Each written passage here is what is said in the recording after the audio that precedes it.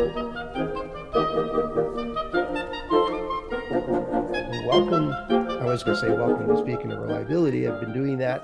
We just recorded our 147 or 947th episode. So, and I got asked during the recording, what are we going to do for our 1000th episode? And I hadn't thought of that. So, if anybody's got ideas on it, let me know. Hey, Long Chun, good to see you, Michael. But today, in today's Ascendo Reliability webinar event, I want to talk about lessons learned, some of the basics of this, and some of the background, a little bit of what's behind why we need to do this. And as usual, I'll be asking questions and looking for your input. But let me go ahead and get started, and hope my computer stays up. It's crashed 2 times already. And so far, I've learned that my computer crashes usually shortly after getting it all set up and running and opening up the room and everything else. But I haven't figured out exactly why. So it's frustrating and it's intermittent. I can't reproduce it on command or anything like that, but I'm trying to learn about that. The hard part is that we all learn stuff in our organizations, in our lives, and everywhere else, and we learn some things, deliberately. We go read the book, basically read the manual, and then sometimes we learn things the hard way, and those are the ones that are painful for us and our customers and everything else. The unfortunate part is that we also forget, and there's a lot of mechanics and mechanisms at play, and why we forget. And there are a few rare people that never forget anything, and I don't know how they do it. I found that I have a 3 stack memory, 3 cell stack memory. If I go to the grocery store and I have 3 things, I'm fine. I can pick up the lettuce, the carrots, and the broccoli. And if I have a 4th item on that list, something gets dropped. And so I get to the store and I'm like, what was the 4th thing? Just the way my short-term memory is wired. And some people have mechanisms and algorithms for remembering more, yet at some point you're going to forget most of what is happening in your day, in the short-term memory, things that are important or have connections or significance at some point.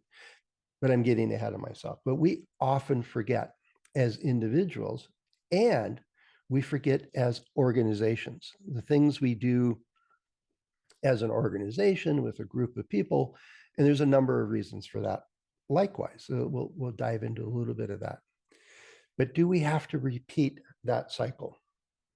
Do we have to just assume that we're going to forget things as we go, and we're doomed to repeating previous mistakes?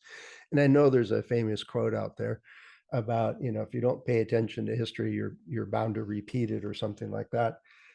And it's true. And there's a handful of reasons this occurs, and it's happened over and over again with individuals, with groups, with teams, with countries, all kinds of stuff. If we don't learn from our past, we're going to make mistakes that we should not have done. And I'm going to talk about a little bit of the mechanisms, but also a lot about, well, what can we do about that? So the very first question is, and this one for people that regularly attend these webinars and know about Ascendo Reliability, there's lots of ways we learn. And a handful of you are here because this is a way that you like learning about a topic, or, refreshing it in your memory, or whatever it is. I'm quite sure every one of you is familiar with lessons learned and within your organization, or with just that phrase and the systems that go about it. But how do you go about learning things? What are the handful of ways that you recognize that you're learning something? Take a quick break here and get a sip of water. This is to get you on the chat window here.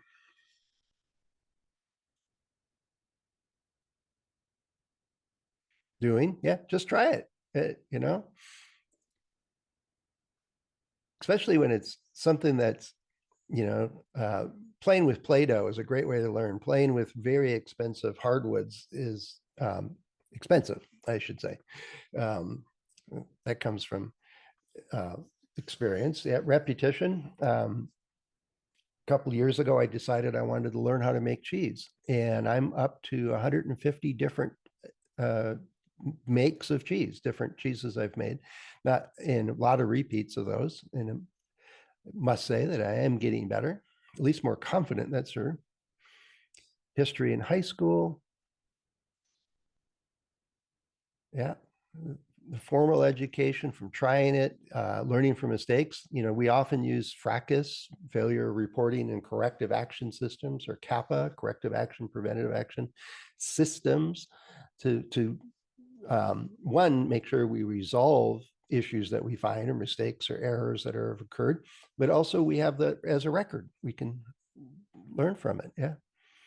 Lots of different ways. So let's take a look at some of the ways we go about doing it. And the most obvious one is formal. We start at a young age, even with our parents. And maybe it's not formal when we're 2 years old, yet learning how to walk is just the trying it and doing it. But very early on, we're in preschools and kindergarten and grade schools, some form of formal education, all the way up to, for many of us, it is going through high school, college, universities, advanced classes. Many of us have attended coursework, whether it's like through Udemy or EDX, or events sponsored by where we work. We have classes and workshops, and some are required. I remember classes when I worked in Hewlett Packard, and we were making circuit boards, or populating and soldering up circuit boards for printers.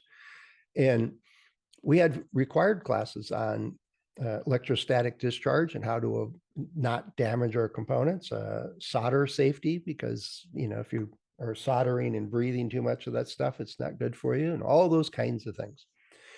And then we also have structures around continuing to read and attend webinars and go to conferences and do things like that with our continuing education. So if you've got a professional engineering license, or chartered engineer license, or a professional society certificate, all of those things,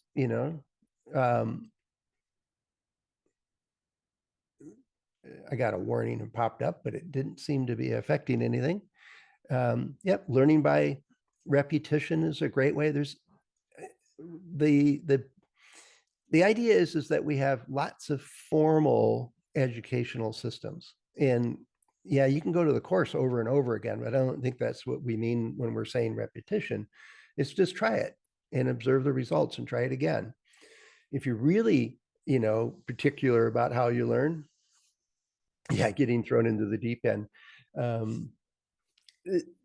sink or swim is kind of a parallel to that. The idea is that we have to be willing to learn, to take on challenges, and formal education is not always the greatest one, because sometimes we're not volunteers in that system. Sometimes I heard one colleague call it is you have a class full of prisoners that are required to be in the class, and they're not necessarily the best students because they're not really motivated to want to learn the subject.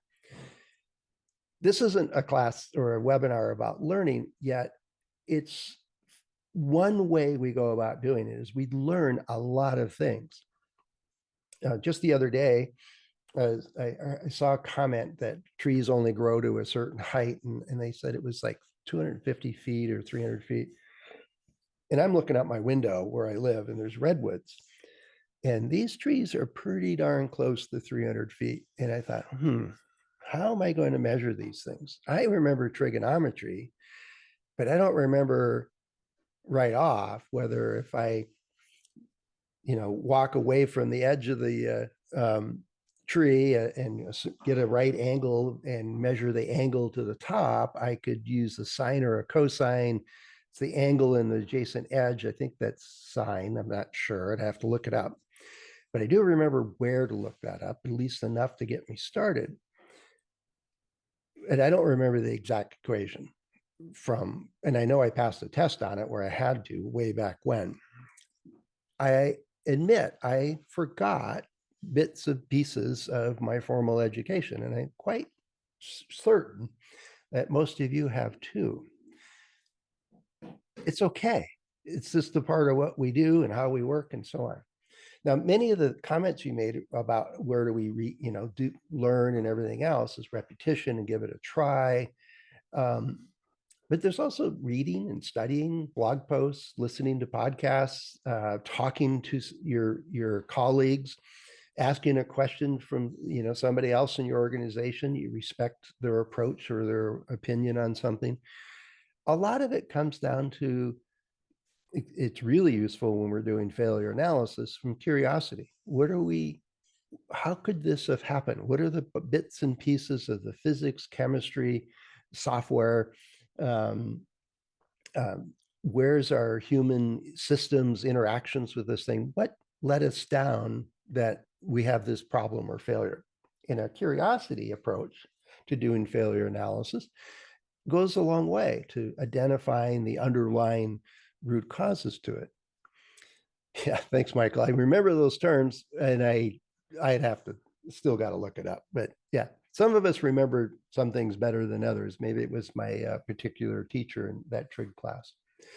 But the idea is that we probably learn more informally than we do formally. And it's by happenstance, by things show up, by, you know, uh, recently I was on the road last night running some errands, and it was like, oh, there's signs up that say there's going to be road work on this one. So, I learned something. I'm going to, next time I venture in this direction, I may actually do an alternate route to avoid the delays that are bound to happen with road work. And I'll quickly forget that, once this road work is done and I don't have to, and I learn that it's over and it's finished and so on. Around here, that may be a while, but the idea is that we learn stuff all the time. Some of it is that, and there's a barrier. Sometimes we ignore information and we end up in a traffic jam. And so my point is that between formal education and informal education, it's equivalent to terabytes and terabytes of information. And very, very few of us keep all of that. And so we're bound to forget, right?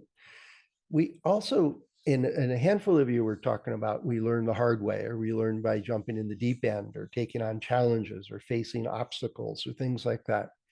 And I'm lumping this all together with problem solving. And this comes up with engineering as well. We have a problem, we have a feature we want to add, and I need to learn a new way to solve this problem. It's one of the facets of engineering that I love, is that there's no end to problems to solve. And many of them have not been solved yet. And so going about pulling on the knowledge that we and our team has, and the society in general, and coming up with a way to say, well, let's try this, this, and this, and see which one works, and then build on that. We also do it with failure analysis type things. The issue is that it's one of the things that leads to a problem of forgetting. And I know I've mentioned this book before, and I keep bringing it up because it talks about, this is the book called Design Paradigms. It's by Henry Petroski. And he talks about that and he studied railroad bridges. He's more of a engineering historian type study. And railroad bridges in the 1800s were well-documented structures, and the failures were well documented when a bridge would collapse. And so the first design of, say, a trestle bridge for a train was way over engineered. It was by the leading engineering teams and engineers of the day. And they had a reputation to uphold, but they also knew what they knew, and they knew that this was a new concept. And so we're going to make sure it doesn't fail. So it was probably 10 times stronger than it needed to be for what its solution was. The issue is, and we see this in organizations, is the newest, greatest cutting edge technology. When we get into these, the next generation of ICs, the folks designing those chips are not your college grads, coming out and saying, "Oh, we know how to do this now." They didn't learn how to solve problems that didn't exist years prior in college. They learned lots of procedures and techniques and problem solving skills, but they didn't learn that particular thing. So there's a whole lot of unknowns. And those kinds of investments tended to go to your most senior, most experienced, most accomplished talent in the organization. But once they cracked that, once they got to 5 nanometers or whatever the threshold was at the day, then they taught a bunch of other people, and they went off and continued to evolve that and so on. And that those top people went on to work on the 2.5 nanometer or the next threshold that they were working on. And then over 2 or 3 generations of engineers and cycles and stuff, the say 10 nanometer or whatever the size was 10 years ago, that's old hat. That's taught in school. That's no big deal. We've got most of the problems solved. We just need to stay stable in our supply chain. It's a piece of cake. Junior engineers go deal with that. What Petrosky talks about is that the danger is that when it's the standard practice, the consideration of where the boundaries are, where the barriers are, where the unknowns are, diminish. And you're also coupling that with less experienced engineers that don't recognize when they're treading on thin ice, basically, to also talk about that, dive into the deep end. They just don't recognize, they don't have the experience to feel like this isn't really known yet. We need to deal with it. And that's why a bridge would fail. The first trestle bridge built in England for trains is still standing. Yet about 30 years later, a junior engineer went out to solve a problem for a trestle bridge and went 1 foot too far, and the supports were, a bit too narrow, and a train that was a bit heavy went over it, and it collapsed. And it was, some of it's cost cutting, some of it is not learning from the past, because some of that past stuff wasn't carried forward.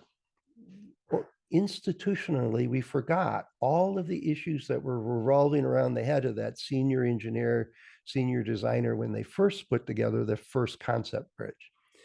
So when in doubt, add more margin, add more trusses, add more support, make it more robust to account for the things you just don't know. Well, that message gets diluted as it becomes more commonplace. And eventually we run into one of those barriers where that was not well documented or articulated. It was the question we get in all kinds of products is, why did they do it that way? We could do it this way and save a lot of money. We don't really need something that holds 100 foot-pounds when the loads is only 1 foot-pound. Let's thin that out. Let's make it easier to go. Well, part of it is we filter immediate solutions to, well, that worked. But what doesn't come with it is, well, why was it done that way? What was the concept? Why is this so over designed? And we get lost in it. We look at it as a cost-cutting opportunity. And then it leads to failures. And that's just one of 8 paradigms that Petrosky talks about. And it's a generational thing. As things become, as a particular solution becomes more common, it leads to problems. So that's one way we forget as an organization, and there's others. So what have you forgotten today? This is a rhetorical question, but if you knew what you forgot, you haven't forgotten it. So that's one key to how this works, is we routinely forget things. And many of those things just really don't matter. For the last, year or so, it came out of, I've been recording what we had for dinner. I have a little notebook and I write down the names of the dishes that we prepared and served for dinner. And I started doing that because it'd be 2 or 3 days later, we'd find a container of sauce of some sort in the refrigerator and go, you remember what sauce this is? Also I've gotten better at putting labels on things, but the idea is that, well, we made this, it was a little bit extra. It was good, but what was it? And I, we go through new recipes all the time and we're trying all kinds of different things in the kitchen. And we end up with experiments in the back of the kitchen. And those are easy to sort out, but when it still looks good and tastes good, and it's like, well, we want to make some more of this, and then completely forgot what it was. So it just started making a note, and it's come in handy as I go back into like, oh, we had this and this was really good. Let's make that again. We have the right ingredients, or it's something we'd like to share with our friends or whatever. But I found that just jotting down the titles of these things enabled me to look back and go, oh, what is this thing in the refrigerator? And two is, oh, what, um, what did we have that we really enjoyed? We remember the memory of enjoying a meal, but then it was like, well, what recipe was it? And so that's why I've been logging these things. This is just a reminder for me. What I found is that I set up reminders. My wife has a technique where she puts something out of place to say, I got to remember to take something to the post office or do whatever. And all of us have little tricks and habits to help us remember what we want to remember. The hard part, especially at work, and when we're busy trying to meet a deadline or achieve goals or get products going or get the factory up and running and get things stable, all of those things are day-to-day pressures that tend to just force out things that don't rise to today's front and center issue that we're trying to solve. And I've come out of a office and forgot completely where I parked. And sometimes we set up, all kinds of different mechanisms and park in the same place all the time. If you notice in classrooms, we tended to sit in the same seat, even if it wasn't an assignment to sit in a particular place. Yeah, Carl, thanks for the cognitive decline. I got a lot of that going on. I've been using it. I'm having a senior moment for decades, and it usually gets me over the rough spot there for a moment. The concept, though, Carl, you bring up about AI storing lessons learned, I have yet to see that actually be useful. And one of the big barriers is that most people, most organizations, and I'm not sure I should include lawyers with most people, don't want to record failures. If you had a recall, it's in public space, right? It's the government stepped in and said, no, that's a recall. And it's documented to some extent, not always. Yet internally, do you share your fracas system with the public, with your customers? I suspect no, right? You're emitting all of the warts and issues and problems and mistakes and errors and oversights and everything else, which the marketing team suggests is not all that good for selling your next product. I don't know if that's true or not. I'd much rather work with somebody that was honest with me that it's a messy process to create a product and here's where their trade-offs are. Then I could judge whether that would work for my application or not. Did they think of, the weight of a redwood tree or a branch falling on their solar panel? Probably not, mostly because we'd hardly get sun on the forest floor. Not a lot of application of solar where I live. But the idea is that we have all these mechanisms. Carl's bringing up checklists and guidelines and all kinds of stuff. We do a lot to try to remember the important stuff. And that's good. It's not a bad thing. Now, we forget. I've been talking about this right from the start, right?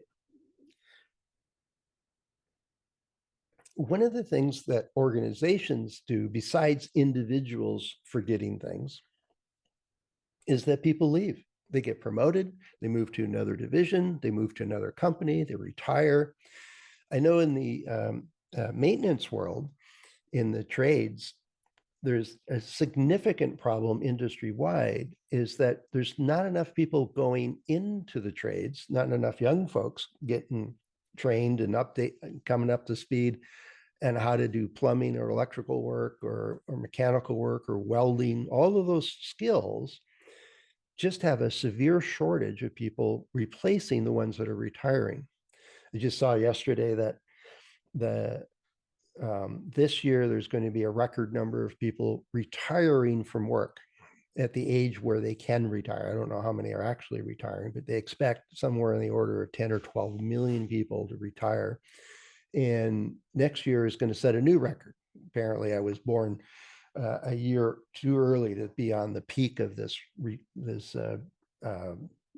think it was the second baby boom or something like that. But it was the idea is that we've got a pocket of aging out people, and it's really being felt in the trades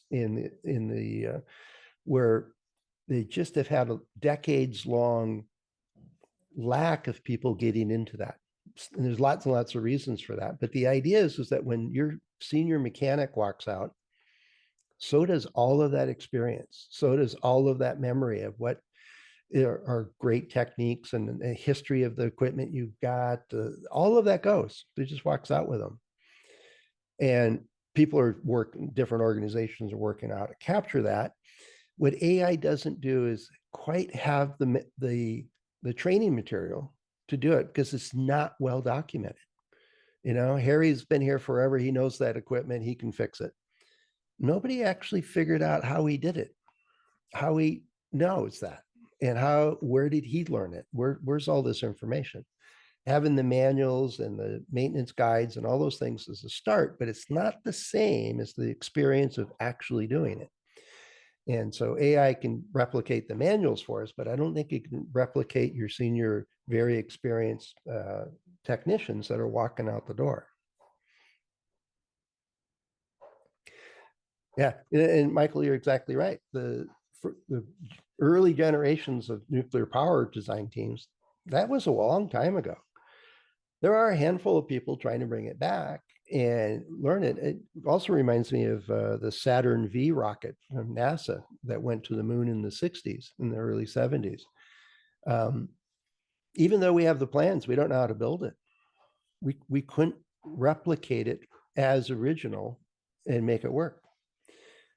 And so the part of it is just healthy for us in the way our brain works. We have, we remember, like I do 3 things when I go to the grocery store, but after I get them in the cart, that list has no meaning to me anymore. I'm gone, I'm done. And I forget it. The other part is that, is it important to me? Well, it was important that I remember what my wife asked me to get at the store. So it had the importance flag tied to it. If you've experienced a hurricane, a devastating hurricane or an earthquake, well, you were there, and you can, where were you on that date, and did you feel it, and where were you at? Most people remember that experience of some event or disaster or assassination or the moon landing, if you're old enough, because you were there, you experienced it, and it was very memorable, and it got moved into long-term memory because you talked about it for weeks afterwards and then brought it up on a routine basis. So what's funny about our memory is we have the short-term piece, which is really to get us from room A to room B and remember why we went there. Long-term memory is, like my wife's birthday. That's been cemented because I forgot it once. And so that's a great way to make it clear that it's important that you remember. It's normal to forget. It's not a problem. The issue is that it's a gray, fuzzy area, is that we are often not in direct control of what we have to remember, because it's often not clear that we need to remember it at the time. And that gets us in trouble within organizations and design teams and so on. And a handful of you already talked about some of this, is that, well, we have all kinds of techniques for, from checklists to procedures and stuff like that to help our memories, especially as an organization. Let's see, a couple other comments here. Keith bringing up, seems like a big part of learning problems that you're raising is knowing what is important to learn. I agree. And sometimes we really don't know until we've already forgotten it. And then we're like, didn't I learn something about trigonometry someday? If you got that much, you can go back and find it. Most informal training is follow someone around for a few days. I also call that, learning the ropes. But that's also a bit about, there's no textbook that says in this particular team, even though Sally's not the boss, she's the one that calls the shots on how things get done around here. So learning who's in charge, who's informally in charge, who's got great experience and willing to share it, who do you just don't want to cross because they'll cause you problems. Some of it's the informal stuff that it allows you to know the lay of the land kind of thing. But also the organization on an engineering part is, well, what is our safety margin on this style of this aspect of our product? Is it documented? Is it not documented? Most organizations don't document all that kind of things. And it's never clarified what actually is most important details to know. That's true. Yeah, that trig professor or teacher I had probably thought all of that stuff was very important. And then she held from us what was going to be on the test so that we would arbitrarily learn a lot more stuff than we needed to. If I knew I wanted to measure the height of my trees 60 years ago or 50 years ago, I probably would have remembered the formula and been able to recall it pretty easily, but I didn't have that crystal ball, and I don't think any of us do. And part of what Keith goes on with is it takes years to become good, and you have to figure it out because the key items are not stated and everyone else has to relearn it. Everyone has to relearn it. There's a lot to that. In each of us have different paths to the world and different problems and issues we're facing and different things we've learned. And when those match up, you're considered a genius. When they don't, you go learn it again. Hopefully recalling memories and relearning something is a bit quicker. I think we learn how to learn is one of the things that colleges try to teach us. And that's very, very useful.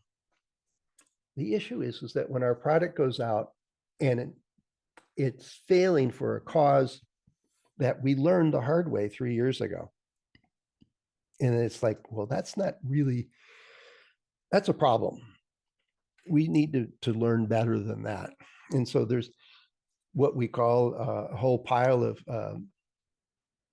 of techniques that allow us to remember things. And so one of the things, and I know I've talked about this numerous times in the past, when I'm visiting a client and we have lunch and it's like, well, what do we talk about at lunch?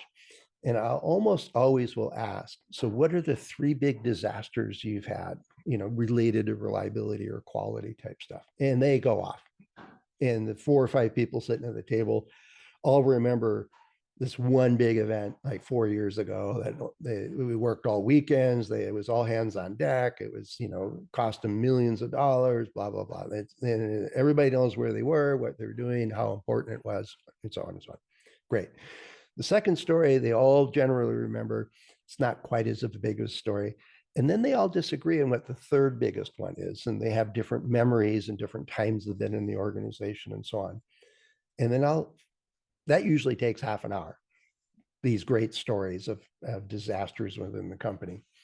And then I said, well, what was the fourth one? And they all look at me like, well, we know there was. We routinely, every couple of months, there's something that's not right or has a problem or something like that. And at the time it was important, but we don't know. Some will have some regulations out to 4 or 5 on that list. Some won't go much further than through 2 or 3. And that's a problem. because I've run into more and more organizations that tend to repeat mistakes. Oh, that's the same form, fit, and function. That won't be a problem. Yeah, that might work 5 out of 10 times for your electronics parts from different suppliers, but it's the other 5 that don't work that we tend to forget oh, this is a minor issue, that we've brushed across this this story before, and then we forget that it actually was a problem until it becomes a legend, until it becomes something we talk about to a complete stranger at lunch about how bad that particular issue was. The idea is that as organizations, we're just in engulfed in things we're learning. And it's very, very natural for us to forget, hence checklists and all these other things that come around. And so we've talked about some of these things in some of the areas. I've seen them coming through on the chats, but we use Fracas and Kappa. So, and it's just as you're developing a product or you're setting up a program, I'm starting a new project with the Shendo of trying to get older articles and content updated and refreshed and sorted out so they're easier to find and use and actually are more readable. The issue is that there's a lot of moving parts. There's a lot of things going on. So I have a checklist going on a package I use that monitors checklists. It's not a Fracas system by any means, but I need to do this. I need to set up this. I need to address this. I need to figure out this problem. And as I'm getting engulfed in the project, there's dozens of things that I'm just going to jot down and circle back to because they do need to get done, but not right now, kind of thing. And then I'll organize it and sort it out and do more like a project plan to go solve all these issues. And I'm quite sure most of you are familiar with Fracas and Kappa, but the idea is that if we don't make a note of it, the issue tomorrow morning will take precedence, even though the one today is actually more important because tomorrow is fresh. It's right on our bench. Yesterday's was yesterday. And it might take us a week or two to solve yesterday's problem. We might need some samples. We might need to run some testing. We might need to, get some parts fabricated. And then it's off our desk for a few hours or a few days. And it's easy to forget about it. And we get some samples in and go, what were we going to do with this? So we write it down. We write down what the symptoms were, what the problem is, what the consequences are. We often have a process to triage those, what's important, what's not important, and then work it all the way through to resolve. Now, also know, most of you know that these Fracas and Kappa systems are supposed to actually include the long-term solution, right? So let's fix the immediate problem. Let's get to the underlying causes of our system so that we can prevent future problems from occurring. I won't ask for a show of hands, but I suspect most of you would agree is that that's the hard part, is getting that long-term solution in place and embedded in the organization. Now, we're not only fighting individuals' memories and the deluge of things we're learning all the time, we're also going against, well, if we have to change our procedure, if we have to modify the techniques we're using, if we have to use different checks and balances, if we change the system, as you know, many of you know, change management is not trivial. So there's plenty of resistance to changing what we do, even though we learned that there's a better way. And we, as smart people, take on the important ones, the most important changes that need to occur and help that happen within the organization. But we don't do it with every single issue. We just don't have the bandwidth to do it. Yeah. And I agree with Michael, is that it's really bad when it's expensive solution. I posit that it's also difficult when it's just a change of the way we do things around here. When it's a fundamental change to how we go about doing business and making decisions, those can be exceedingly difficult to change. And it's talking about the culture of an organization. But we use fracas and kappa to deal with things that we learned by saying, oh, that's not right. That shouldn't work that way. That didn't happen. Or the customers are saying, hey, this is a failure. Here's problems that we have in the field and we need to resolve and so on. We have decent systems to deal with things that don't work. Unfortunately, that last part, that preventative part, is difficult. Now, how about when you learn something and it wasn't from a customer complaint, it wasn't a recall, it wasn't foundationally memorable just on and the facts of the issue, yet it would make a huge difference. We often really struggle to get those kinds of things through an organization or set up. Or even worse is when you have a senior engineer that retires, moves on, moves to another position and is gone. And they were the eyes and ears of spotting dozens and dozens of issues at every review. They're the ones that wrote the checklist and knew what all these steps were. But when they left, they weren't there to facilitate that anymore. They weren't there to spot the issues that they were really good at. How do you replace that knowledge with somebody else that doesn't have that role or that experience? That's a problem. So some of the systems I've seen over the years, and I've worked, I don't know, hundreds of different companies and done, I think I'm just shy of 200 formal assessments of reliability programs in different groups, different teams and organizations. And when I get to the lessons learned part, what do you do for remembering what you've learned the hard way in the past? And it's almost always, well, we count on the people that we have to remember it.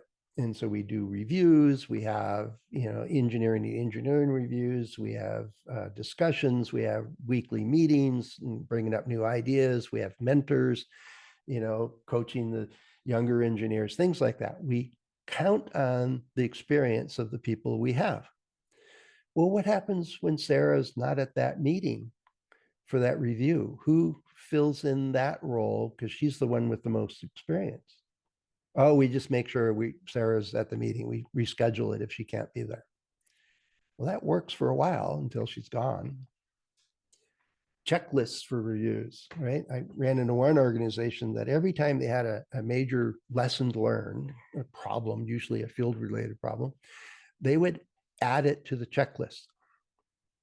Their design was driven by the checklist. They had no time for anything else.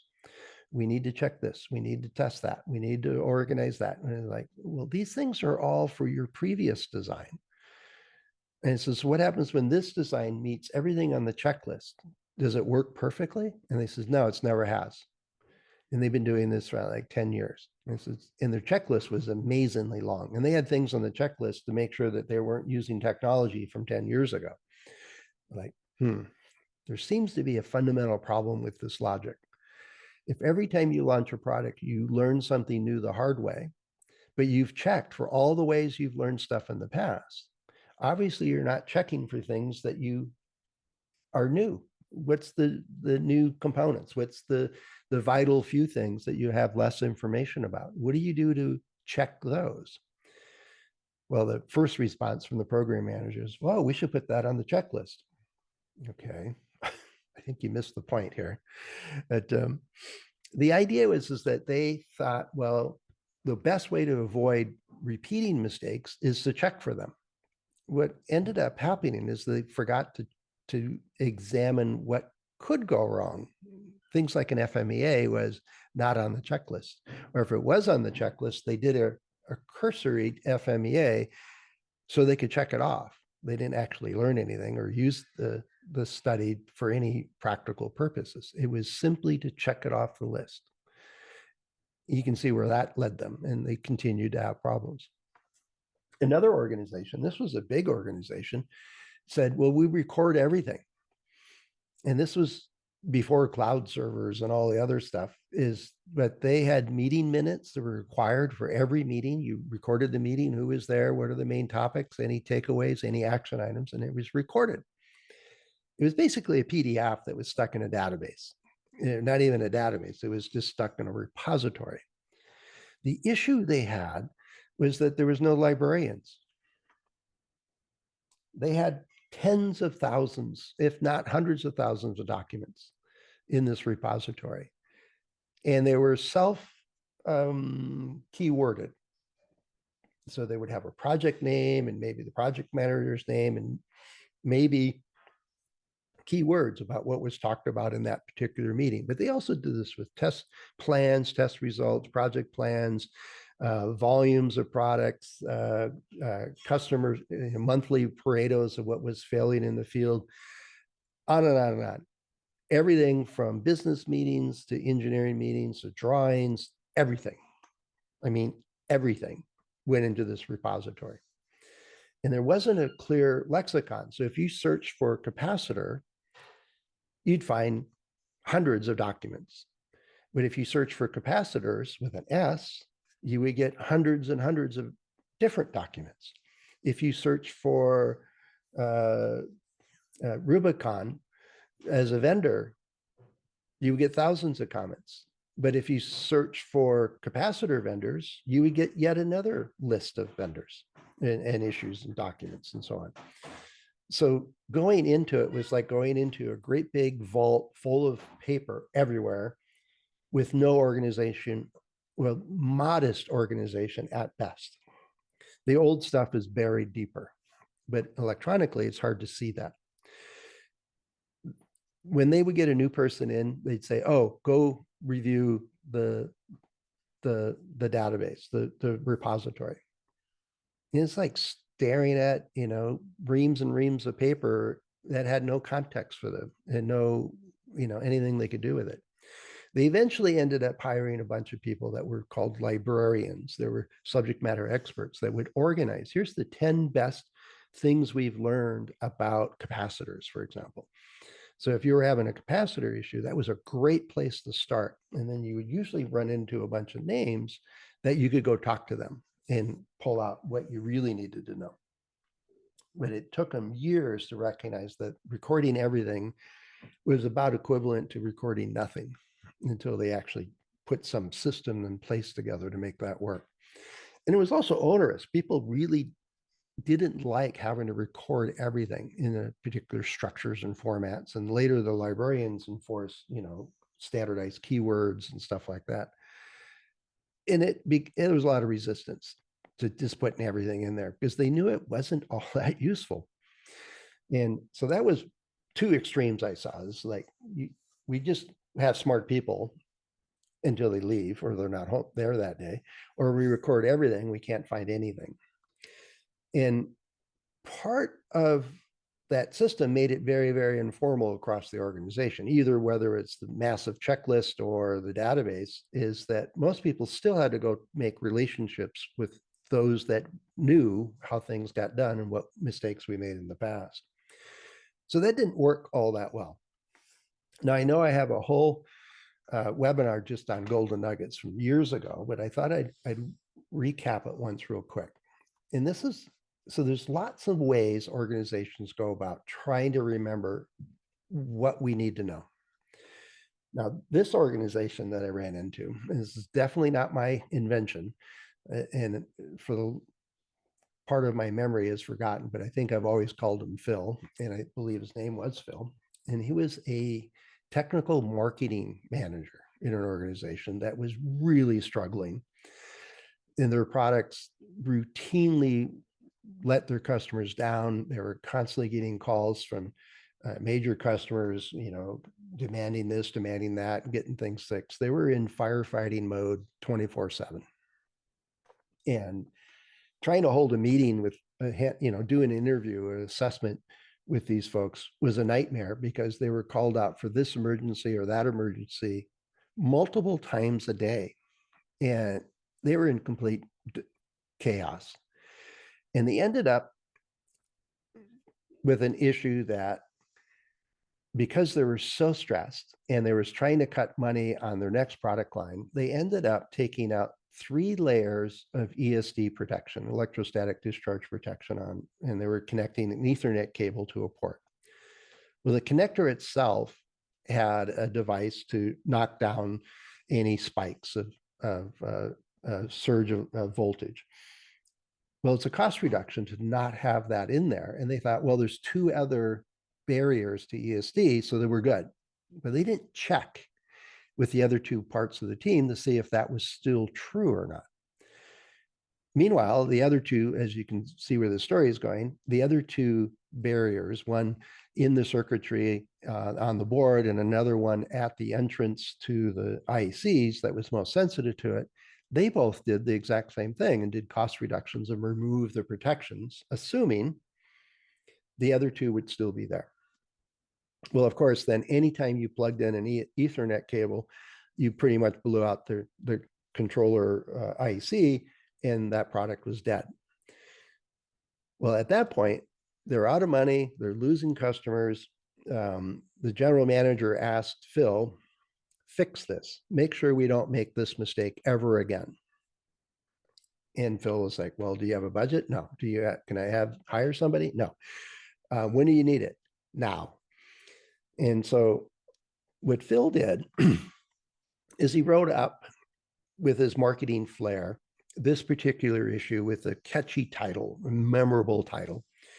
I think the one for ceramic capacitors was Ceramic Capacitors Break or something catchy like that. He was the technical marketing guy.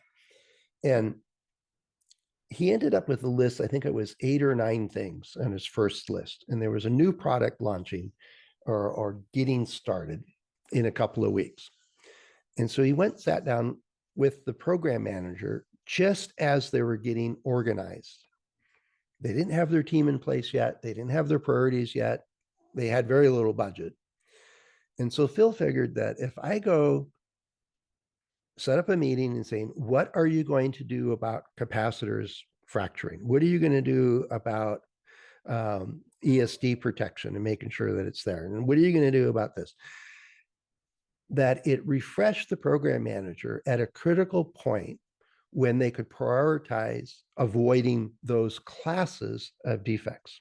And so these major lessons learned weren't, oh, this particular, we made these assumptions and we stripped out all the ESD protection, is we did not check the assumptions. And how are you going to avoid that? And with capacitors, there's lots of ways capacitors break, but remembering that they're fragile was the key lesson. And so it was a little bit of generalizing those lessons learned into like a class of defects that the organization had made at least one time and made those mistakes. And by intervening right at that initial setting the priorities, it got built into the plan that we're going to take care of capacitors, we're going to take care of checking assumptions, things like that. And what Phil asked for is, well, who's going to do that? How are you prioritizing? What's the tangible plan to do this? And those meetings took 20 minutes, 30 minutes. That's it. Then Phil would come back at kind of a major checkpoint later in that program, kind of before they committed to producing this product, and said, all right, Jenny, you program manager, how did it go? Did you check these assumptions? Did you follow through with working on making sure you're not fracturing capacitors? Who did that? What are the reports? What's the evidence that you did this? And they had set that expectation. They were going to come back and visit. And Phil was on that team that would have veto power, say, no, this product's not ready. You didn't cover the earlier pieces of this that you committed to doing. Well, what happened is that the list of major lessons learned after 5 years grew to about 18 things. It wasn't everything. It wasn't every single thing in the Kappa or Fracas systems. It was those major lessons learned, the fundamental structures of how they went about doing their business that they were checking on to catch these fundamental mistakes. And that comes back to Henry Petroski's book. He talks about 8 different paradigms, and they had, I think, 2 or 3 examples of each one of those paradigms in their fundamental list.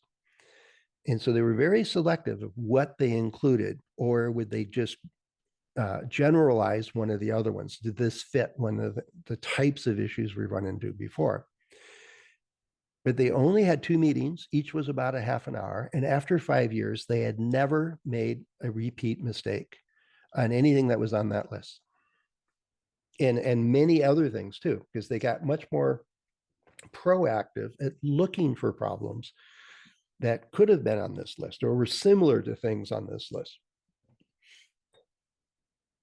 Ended up being is that the product that they were making got obsoleted just from technology advancement, so that the division was eventually dissolved. Yet, one of the things that we learned from the struggles they did was that there is a really good way to make sure your organization doesn't forget.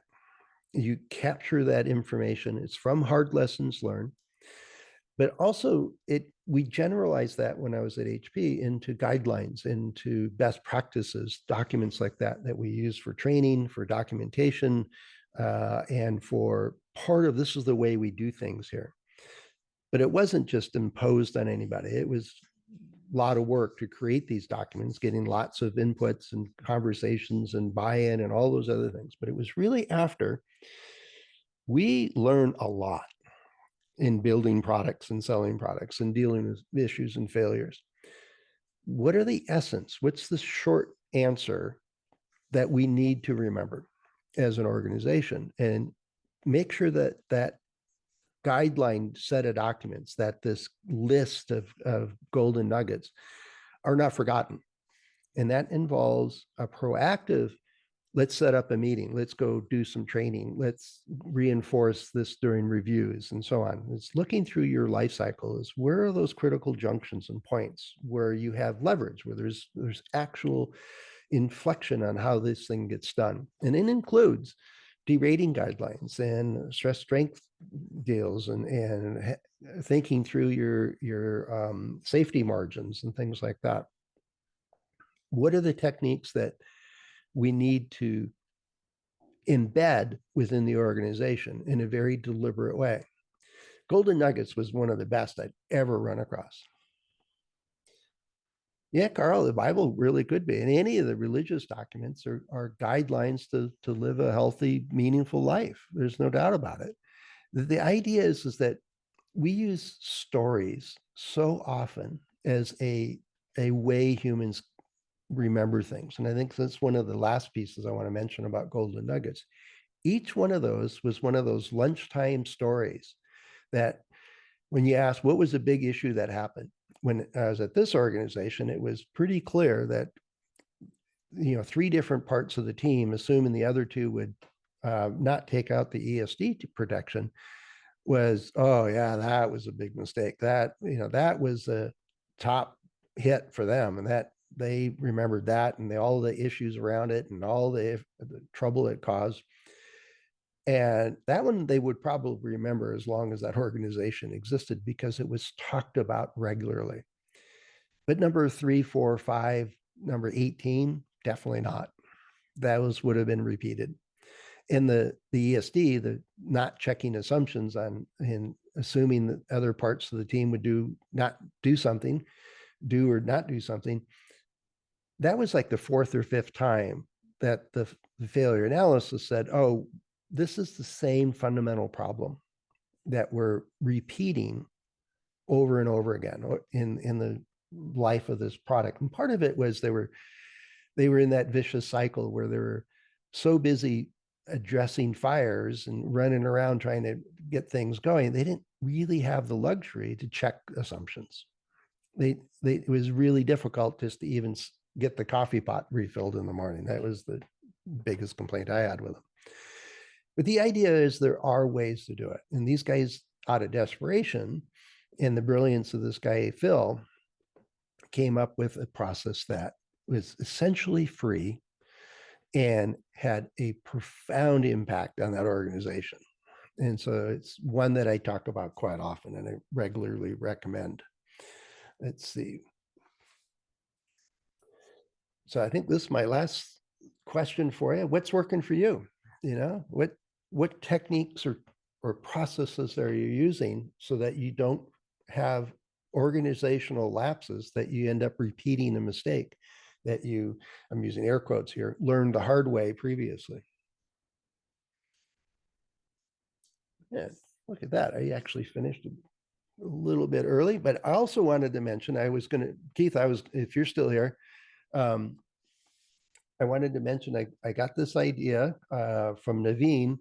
I was talking to this morning about doing a conversation platform instead of a webinar or a podcast where we're talking at you. And I try to ask lots of questions, engage some of that. And I thoroughly enjoy the input and feedback. But to make it more of a 5 minutes, here's the topic we're bringing up today. And so what do you think? And then ask people to raise their hands and open their mic and have a conversation, a professional conversation that we, if we're at a conference, we would probably do spontaneously in the hallway, but try to do that in a different platform. So I'm going to experiment with a platform of how to do that, and we'll announce it when I get figured out the mechanics of it. We'll see if I can do it.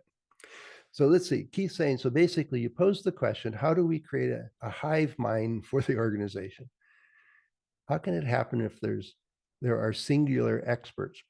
Well, yeah, and I think I understand the question is singular experts or subject matter experts often garner a lot of personal